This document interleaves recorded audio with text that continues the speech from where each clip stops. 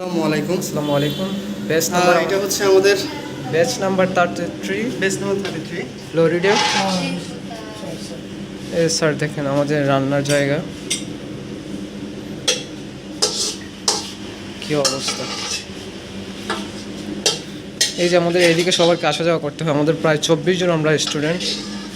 এই যে এখানে দেখেন, এই যে এখানে অনেকগুলো জুতো। এইদিকে আমাদেরকে সর্বত আসা যাওয়া করতে হয়। এই জায়গাটা পুরোটা আসলে একটা আগে খালি ছিল, কিচেনের অংশ ছিল, এখন নতুন দুইটা বেড, নতুন একটা পার্টিশন করা হয়েছে। আমরা অবজেকশন দিছিলাম এই বিষয়ে যে এটা একটু নামাজের জায়গা হইলে ভালো হতো। আগে ওইটা ডাইনিং ছিল স্যার, আমরা আগের স্টুডেন্টের কাছ থেকে যতটুকু জানতে পারলাম। আরও দেখেন স্যার,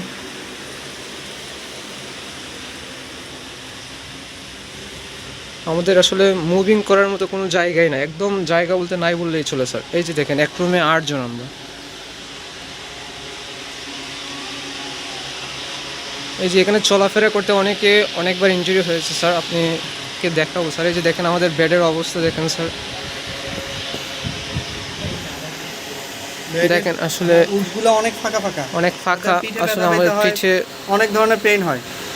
ওয়াশরুমের অবস্থা স্যার কি বলবো, 24 জন ছাত্রের জন্য 2টা ওয়াশরুম, তার মধ্যে একটা ওয়াশরুমের অবস্থা দেখেন যদি স্যার, প্রচুর খারাপ স্যার, একদমই ছোট, খুবই অবস্থা খারাপ। তারপর কাপড় শুকানোর জায়গা নাই বললেই চলে। আসলে আমরা 24 জন ছাত্রের জন্য জাস্ট এইটুকু প্লেস, পুরো রুম আপনার দুর্গন্ধ করে, কারণ ওই যে উপরের দিকে একদম ওই যে ফাঁকা, তাই স্যার এই অবস্থা।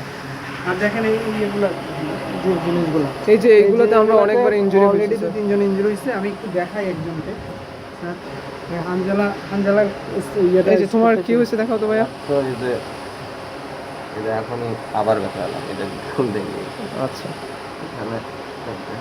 এই যে দেখেন স্যার, অলরেডি আমিও এই যে আমাদের উনিও ব্যথা পেয়েছি দেখেন, মানে একদম চলাফেরা করাই যাচ্ছে না এই অবস্থায় স্যার। আসলে আমরা তো চাচ্ছিলাম আসলে এতগুলো টাকা দিয়ে ভর্তি হয়েছে, একটু ভালো একটা মিনিমাম একটা পরিবেশ পাবো, কিন্তু এতগুলো টাকা দিয়ে আসার পর আসলে এটা স্যার অবস্থা দেখেন স্যার, সেম অবস্থা। এই ছোট্ট একটা রুমে আমরা 8 জন স্টুডেন্ট দেখেন। তাছাড়া রুমে একটা স্মেল, বাজে একটা স্মেল আসে সব সময়, বিকজ এই যে আউটসাইডে ওয়াশরুম এবং ওয়াশরুমের যে উপরের অংশ একদম ফাঁকা, তো যখনই কেউ ওয়াশরুমে যায় তখনই দুর্গন্ধ আসে। সেটা হচ্ছে স্যার এখানে আমাদের বিলটা, আমরা এখানে 24 জন মানুষ থাকি, তো এইখানে গ্যাস বিল ঠিক আছে 1100 টাকা হইতেই পারে, কারণ এখন বর্তমানের মধ্যে 1100 টাকায় বিল। এখানে আমাদের ওয়াটার বিল দেওয়া হয়েছে 6000 টাকা, এটা কিভাবে সম্ভব? ইলেকট্রিক বিল হচ্ছে 4000 টাকা। এখন ওয়াটার বিল দেখা গেছে মাঝে মাঝে ওয়াটার থাকেও না অনেক সময়, যেমন গতকালকে আমরা দুপুরবেলা অনেকে গোসল করতে পারি না টাইম মতো, খেয়ে দিয়ে যে একটু রেস্ট নিব ওই সময়টা পাই না, কারণ গোসল করতেই দেরি হয়ে গেছে। আর এইখানে ওয়াটার বিল 6000 টাকা স্যার, আসলে প্রশ্নই ওঠে না। আমি ব্যক্তিগতভাবে বলতে পারি, আমি প্রায় 12 বছর ধরে ঢাকা শহরে আছি, তো এই ধরনের বিল আমি আসলে কোথাও পাইনি। আমি ওয়াশিংটন ডিসিতে গেছি, আমি ভিজিট করছি প্যারিসে, টেক্সাসে, কোথাও এই অবস্থা নাই, এবং ওদের পরিবেশও আমাদের চেয়ে অনেক গুণ ভালো। তো স্যার এই জিনিসগুলো আপনি একটু সমাধান করেন।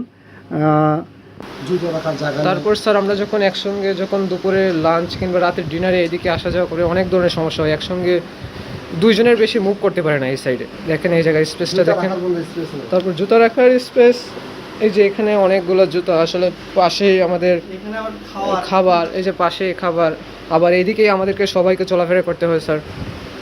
তো বিষয়গুলো স্যার একটু দেখবেন কেমন। স্যার মূল বিষয় হচ্ছে স্যার, এখন এই বিষয়গুলো নিয়ে স্ট্রাগল করব না পড়াশোনায় ফোকাস দিব, আসলে বুঝতেছি না। প্লিজ দয়া করে এই বিষয়গুলো একটু সমাধান করার চেষ্টা করেন স্যার। ওয়াশরুমটা দেখেন স্যার কি অবস্থা ওয়াশরুমের।